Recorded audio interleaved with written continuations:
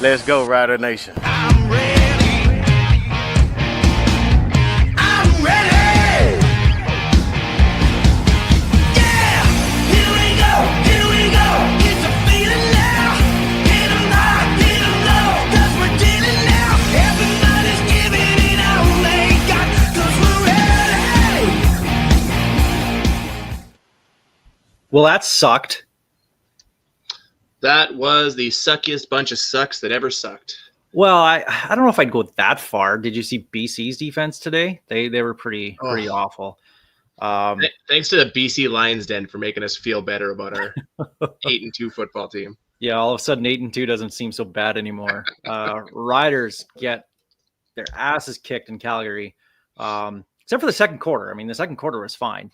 Outside of that, awful performance. 32-15, Riders losing. Still 8-2, so Still that's good. top of the league. But when your closest team to you in the standings is now one game back, owns the season series, and has dominated the line of scrimmage and beat you pretty bad in 2 games, some questions start to arise. And that's what I'm thinking is going to happen this week on the upcoming Piffles podcast. But we'll save that. And no, Dults, sorry, I know you're watching. No, Greg. Greg is a part-time co-host. He's too good for us, frankly, is what I was told. So no, too busy with his NFL fantasy football league to worry about the Piffles post game drafts on still in August. You wait till September. Come on, you got to wait till like Labor Day weekend to draft. Who drafts this early? I hope his first overall pick, or whichever guy. Hopefully, it's not a guy that I'm going to take. Gets injured. Just karma, okay. Anyway. Riders, Stamps. Steve, your initial reaction, if you could sum up your entire thoughts before we dig into one, what would you say about this game in Calgary? It's really easy. There's no other way to describe that football game than whatever we just witnessed than that sound. Other than the second quarter, this team had nothing. Absolutely nothing to answer back for what Calgary was throwing at them. That middle was wide open all game long. Like Philpott just sat there and made play after play, sitting in that soft zone that we have been harping on for far too long. I mean, it wasn't so bad. I just realized I need to grab a drink. So you talk. I will be back in 10 seconds. I mean, it wasn't so bad in the first half. The defense really started to get together in the second half. I mean, it was the one guy. I had his name here. Dalen Baldwin. Baldwin, yeah. Guy I've never heard of before. Baldwin brother. All of a sudden, this guy comes up out of nowhere and just beats us. In the first half, he was the only guy making plays for the Stampeders. The problem was that put them into the scoring zone and got them 2 touchdowns. One of which happened right off the bat. So let's get this out of the way. The very first drive for the Riders, Keyshawn Johnson obviously drops that touchdown pass wide open, inexcusable. If I'm going to call out Brett Lothar, I have to call out Keyshawn Johnson for this as well. That was awful. He's a top tier receiver. And he'll be the first to agree with you. Top tier receiver. That should never, ever happen. He was wide open, and it was disappointing that he dropped that. Never should have put Brett Lothar in that position to have to even attempt a chip shot 28-yarder. Now, laces in or not, I don't care. A pro kicker, 28 yards is automatic. Laces in or not, I don't care. Brett Lothar has been given so many chances. I've never seen a kicker in the history of football get so many chances. Okay, maybe not the history. In my time of watching football, ever get so many chances as Brett Lothar. And to miss this, and then you get the 1 point, and then all of a sudden Calgary storms back and gets a touchdown right away. Like, the momentum was just gone right off the bat. Luckily, I mean, the team did bounce back in the second quarter. But it was just, how much more leash does this guy get? You know what's frustrating is you look at Twitter after that kick and you're still seeing prominent or former media guys talking about how he's earned the right to kick out of this funk. He has not. He has now been in this funk for 2 years. Yes, last year, the last half of the season, he rebounded, kicked well, missed one on, I think it was Labor Day. Other than that, he was perfect. That was like a 60-yarder or whatever. You don't fault him for that. But he is now kicking under 66%, including multiple misses from within 30 yards. That's not excusable.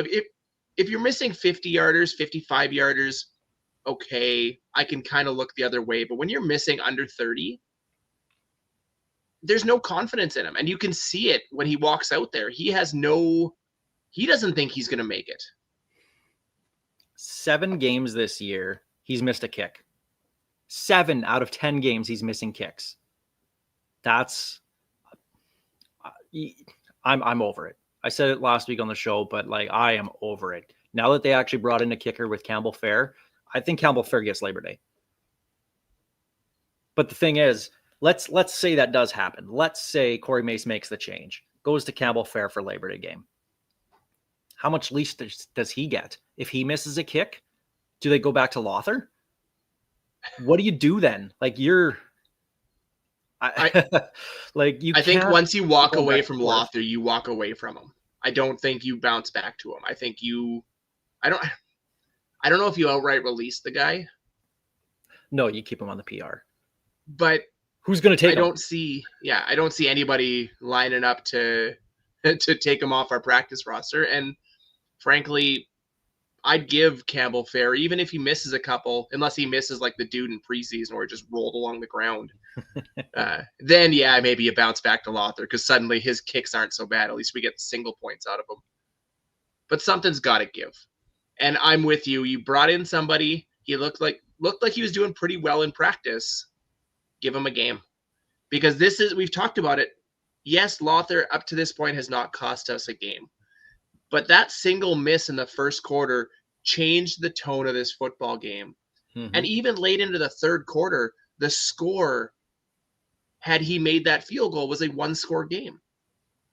It was still a 1-touchdown game. But because he missed, we were playing down 9. We're down 2 scores. Then Calgary has the opportunity to go up 3 scores late. The entirety of that game changed based on one miss. And it's a miss he has to make. I'm done with it. I don't know how people can defend it anymore. I know the hold wasn't the best with the laces in. Fine. You're not replacing Joe Couch right now. It's not going to happen. So Brett Lothar has to deal with it. He has to be better. And he just hasn't been. So it's time. It's time. We're still resting on the laurels of him making that kick in 2019 against the Bombers. He's not that guy anymore. He was awful. That was his worst season. And we're still hoping he's that guy. It's just, he's not that guy anymore. And yes, he found his way through it. And I even said this year, he earned his right in the beginning of the year to kick through his struggles and figure it out. He clearly didn't do it. So I don't know what else there is to say. It's time to move on and give Campbell Fair his shot.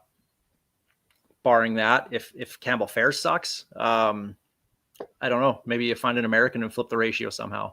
I don't know what you do, but this is going to be a problem that continues throughout the year. Again, shouldn't have been in that position to start with. Keyshawn Johnson should have had that catch. That should have been a touchdown. The Riders should have been up 7-0 to start the game. And I mean, it just snowballed from there. But here's the difference between Keyshawn Johnson's drop and Brett Lothar's miss. When Johnson dropped it, everybody and their dog knew he was going to bounce back. He was going to make the next play, and he did. Was it 2 drives later with a 62-yard run? We knew he'd bounce back. We knew that we had the confidence in him to make the play, and he's not the guy to make that drop. Inexcusable, yes, but drops happen. With Lothar, anytime he lines up at this point, I almost turn the other way and just pray, because it's just become so consistent that he's missing, and it's getting worse. And that's the problem, is it's not trending in the right direction. These kicks are getting worse. His play is getting worse. And the misses, like last week's miss on that 27-yarder might have been one of the worst misses of his career. Like that was closer to the corner flag than it was to the post. So but what do you do? You know, try someone else, or this is supposed to be the next man up, right? Well, no one's been given a longer leash than Brett Lawther. So anyway, we'll probably rehash this conversation with Greg on the next episode. I want to talk about Trevor Harris in this one. And he just seemed off. And it was probably because of the pressure that Calgary was getting. Kudos to Calgary's defense. Their front four dominated the line of scrimmage yet again. They were getting pressure and forcing throws. Harris made some nice throws. Don't get me wrong, but he just never seemed comfortable in the pocket. And those out routes, they were jumping them. They knew they were coming, and they knew they could. Like when you're getting an Onyeka picking you off,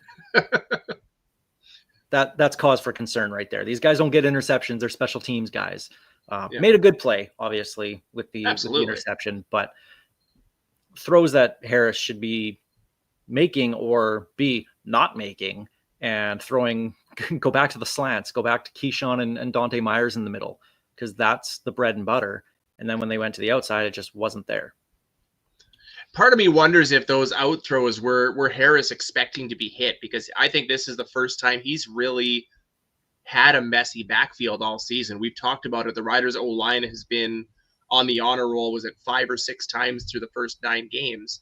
He's been mostly kept upright. This week he took a few big hits, and I think those were starting to get to him, and he was just unleashing the ball. And we got bad Trevor Harris today. I don't want to go that far. It wasn't bad Trevor Harris. It's just we've been so accustomed to surgeon Trevor Harris that, we got what's the surgeon from The Simpsons? Dr. Nick. Dr. Nick, yeah. Yeah, we got Dr. Nick Riviera instead of, Dr. Strange.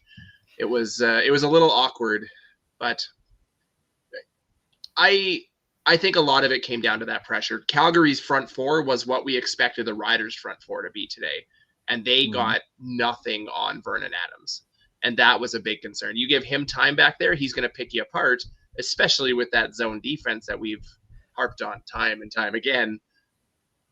Trevor Harris didn't have that same, the pleasure of that same pocket that Vernon Adams had.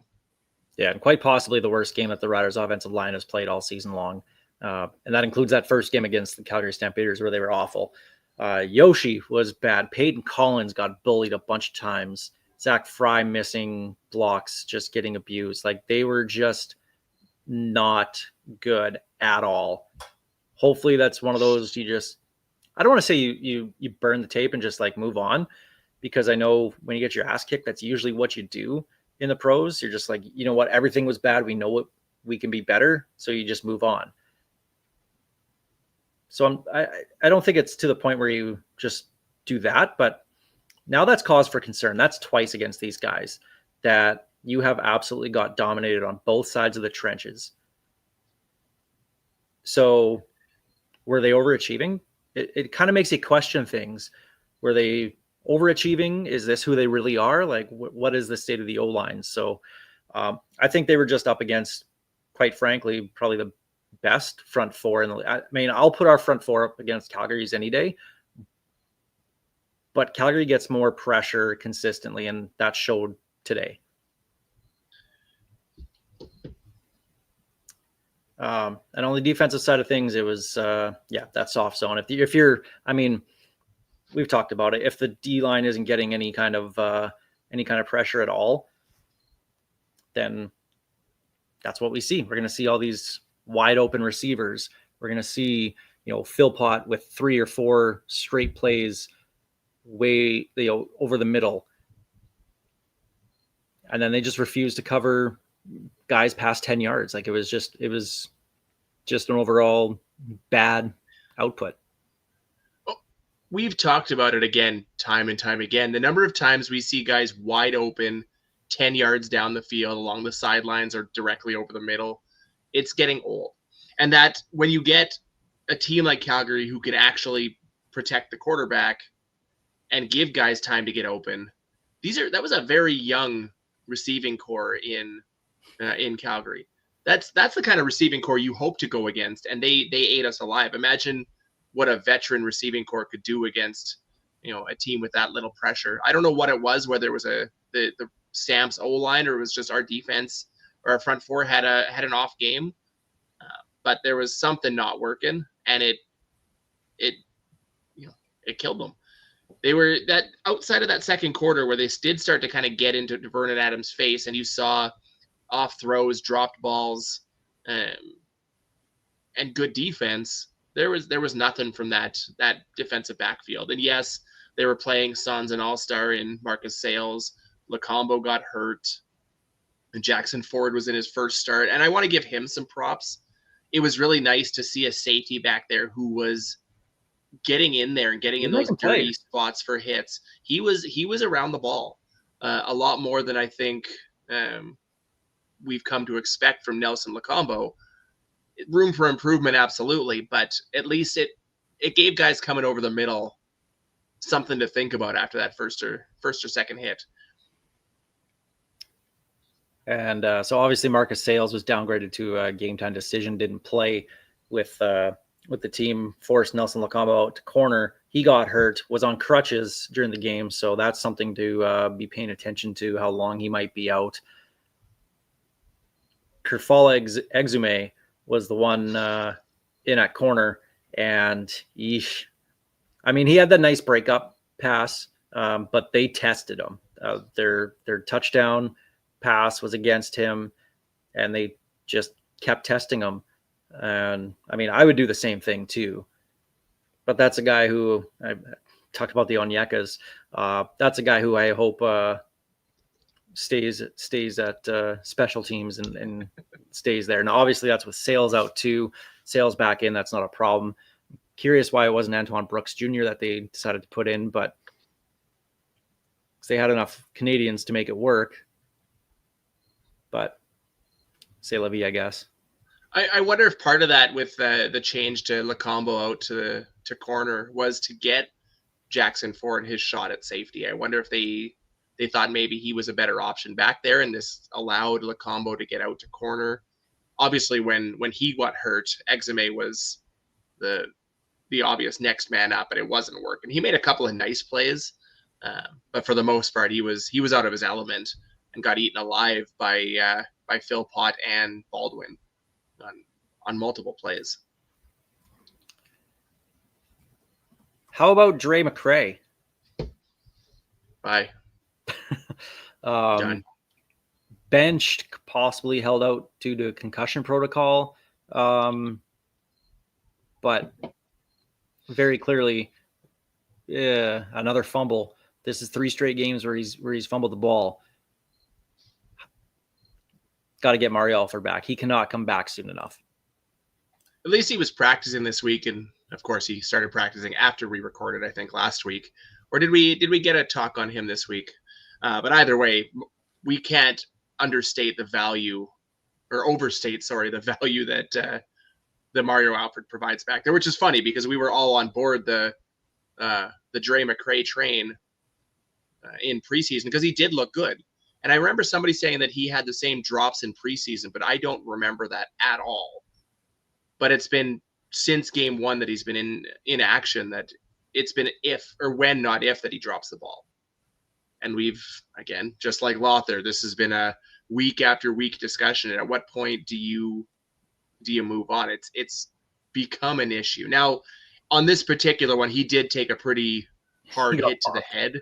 He got hit hard. So, if this was the only fumble, kind of like if last week's game was the only bad Lothar game, you can forgive it and go, okay, fumbles happen, but it's because it's been a consistent problem that you even wonder if he's going to hold on to it if they tackle him at the ankles.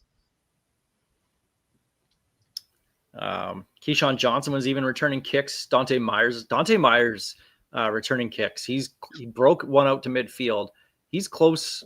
He's been close a few times this season to possibly breaking one. I wonder if he's kind of that next guy, whether it's Alfred there or not.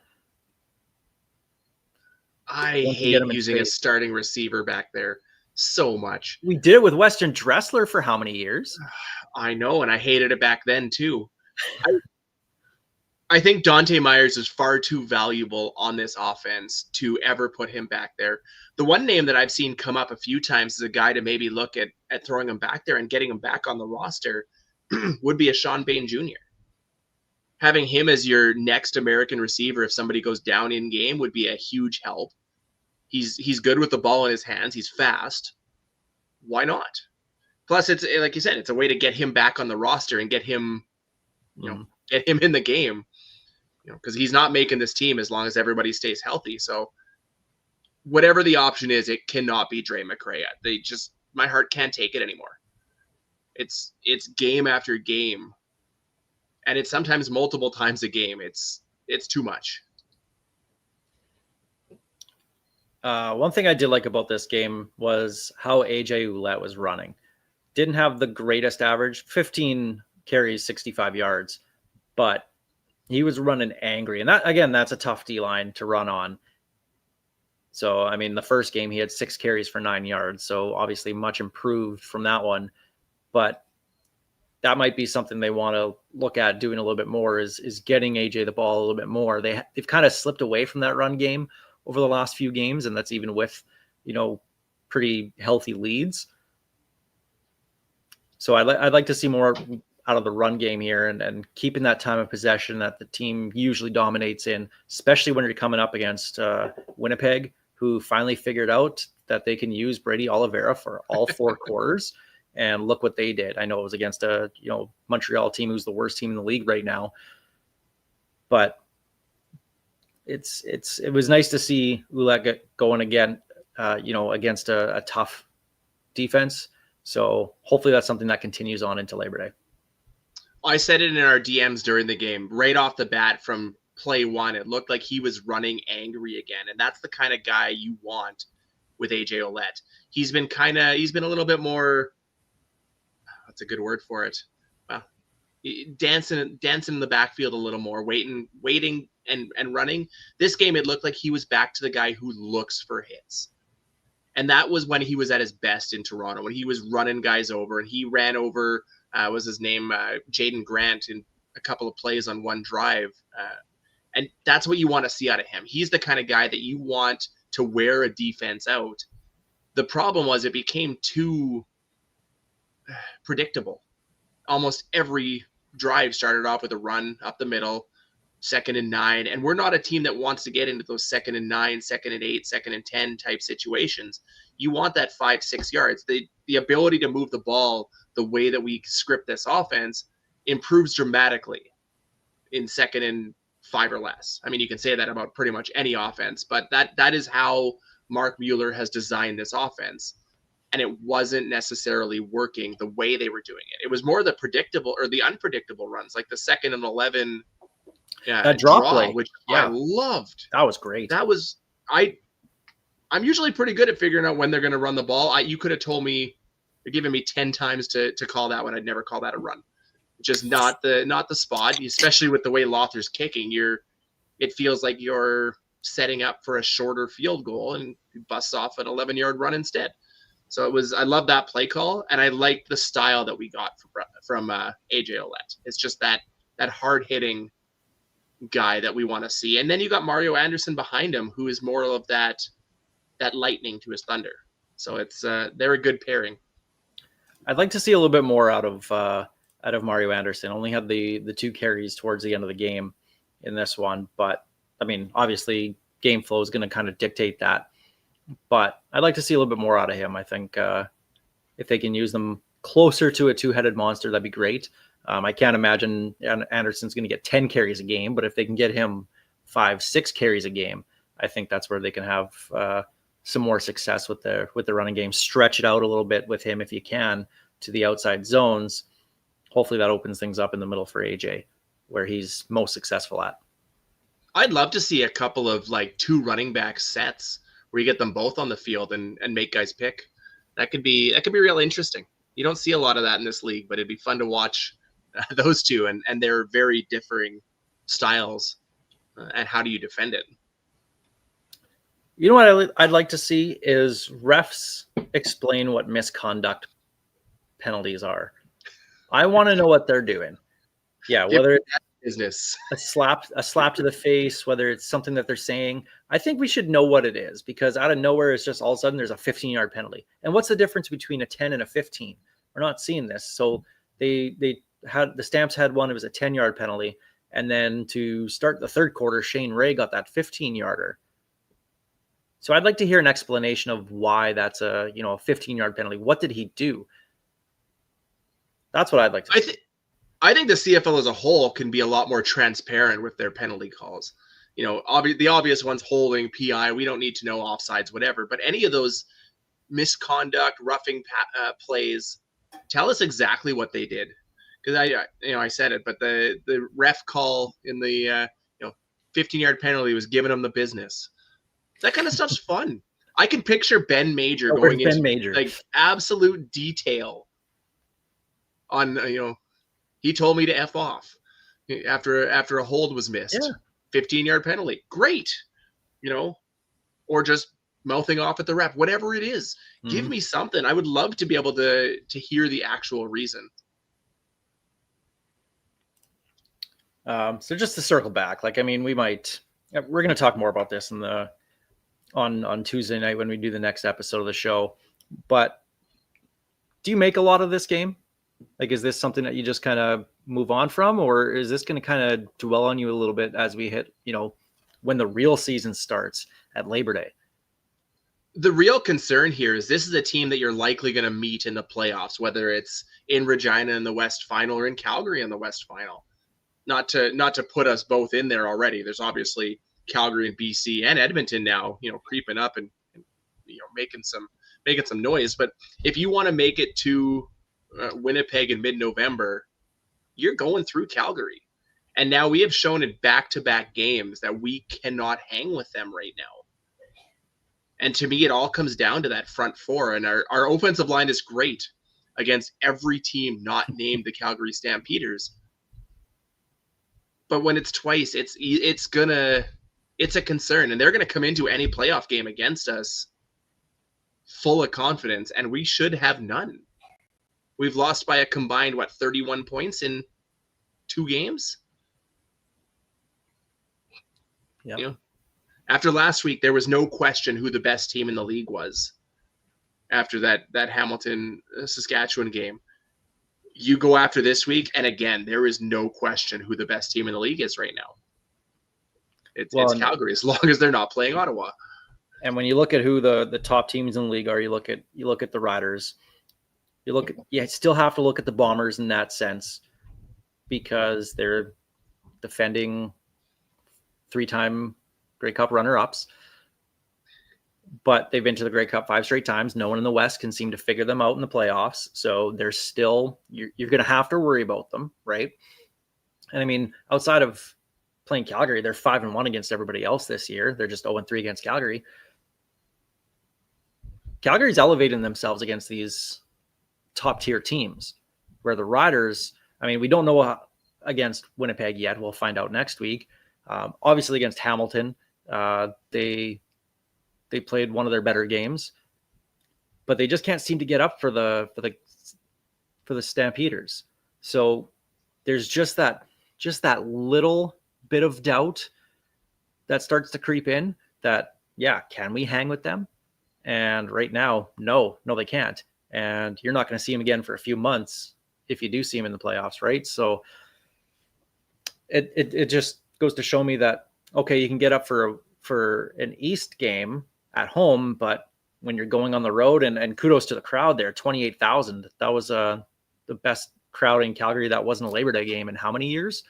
You're going into I don't want to say a hostile environment, but obviously not the comfy, home that we have here at Mosaic Stadium. and you come out flat to start the game, and then you have one good quarter, but then you don't do anything in the second half. You get shut out 18-0 in the second half. Yeah, I'm kind of doubting where this team could possibly be. Yes, obviously 8-2, still in first place. It's not like the sky is falling by any means. I'm not suggesting that's what's happening, but when you're going up against the Calgary Stampeders, who are right there with the Riders, possibly ahead of them when you're talking about best teams in the league, if they can't get up for that does make you question things. And again, something we've said before, how much does it suck to sit there? You watch Calgary be good to great for 20 years. They finally crap the bed. They missed the playoffs. This year, we all predict them to be garbage because effectively the only change they made was Vernon Adams and a bunch of rookies and a bunch of no-names. And they're right back on top of or near the top of the West. They deserve far more suffering than what they got. And it's ridiculous that they're right back in it. Now, if them being in it means Winnipeg doesn't make the Grey Cup this year, fine. I'll allow it. I won't be happy about it, but I'll allow it. Yeah, I mean, and kudos to where, it's deserved. The Calgary Stampeders have turned it around this year. Vernon Adams playing very good football. I still don't know if I would trust him down the stretch, as we haven't really seen him do that previously in his career. But he's making things happen right now. So it's kind of hard. As long as he's healthy, they have a great chance. So kudos to the Stamps for turning that around right away and coming in and beating the Riders here in Mosaic, beating the Riders again tonight at McMahon. So kudos to them. They deserve the credit for it. It's not just that the Riders beat themselves by any means. They got bullied again. But I mean, that it should have been more than a year that they sucked. That's all I'm saying. Should have been far more than a year. Yeah. But such is life in the CFL. Yeah. So we'll talk more about this game in the upcoming episode of the Pivots podcast. But 32-15. The bad news is we'll have to do it with Greg. I mean, we could just do it now and not. Just finish. Pivots podcast is going live in 10 minutes. Yeah. Then we get a week off. That'd be nice. Hey, nothing wrong with that. But for now, we'll leave it there. Obviously not happy with the win. Lots for the team to be working on. I'm hoping that I don't want to say the extended break before the next game because it is a long week before the Labor Day game on the Sunday. But hopefully this flight home and a couple days off gives them some things to think about and take a look in the mirror and okay, maybe we were reading the press clippings. Maybe we thought we were as good as everybody was saying we were, and we're clearly not. So again, not that they're bad, not suggesting that by any means. I know somebody's going to try and twist those words and say the worst 8-2 team ever. Yeah, right. I mean, 2014 was probably the worst 8-2 team, just in terms of their offense that year. But every once in a while, it's good to get slapped in the face and get that wake up call, right? So hopefully this is it and puts them in a good position to storm out on Labor Day with a sold out crowd and put the boots to the Bombers. So I'm hoping that's what this game does, because I mean, with only one game lead now, and you don't have the season series against Calgary, you're gonna need them to lose it. Yeah, you're gonna need them to lose at some point. So maybe Cody Fajardo can do us a solid next week and get Edmonton to a fourth straight win and beat the Stamps. I hope so. He owes us one for the doink off the post and starting the Bombers' run of Grey Cup appearances. Are we really blaming that on Cody Fajardo? Absolutely. It's his fault. It's all his fault. He did beat them in the Grey Cup though, so. And I thank him for it, but he owes the Riders now. That was for the rest of the league. Now this is for Saskatchewan. All right, fair enough. I'll give you that. All right, well, we'll leave it there. That sucked. Yeah, 32-15. And yeah, there we go. The good news is there's more football this weekend. Go check out the Thunder at Leibel Field tomorrow. Sunday afternoon, 1:00 against was it the Edmonton Huskies? Home opener. No.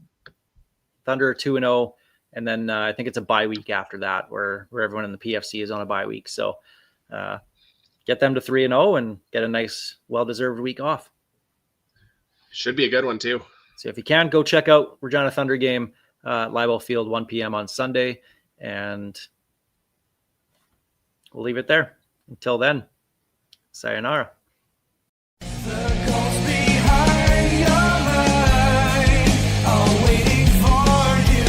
I won't pretend to be blind like I've had for so long. The ghosts behind your mind are waiting for you. Thank you for being such a big supporter and fan of the CFL and myself personally.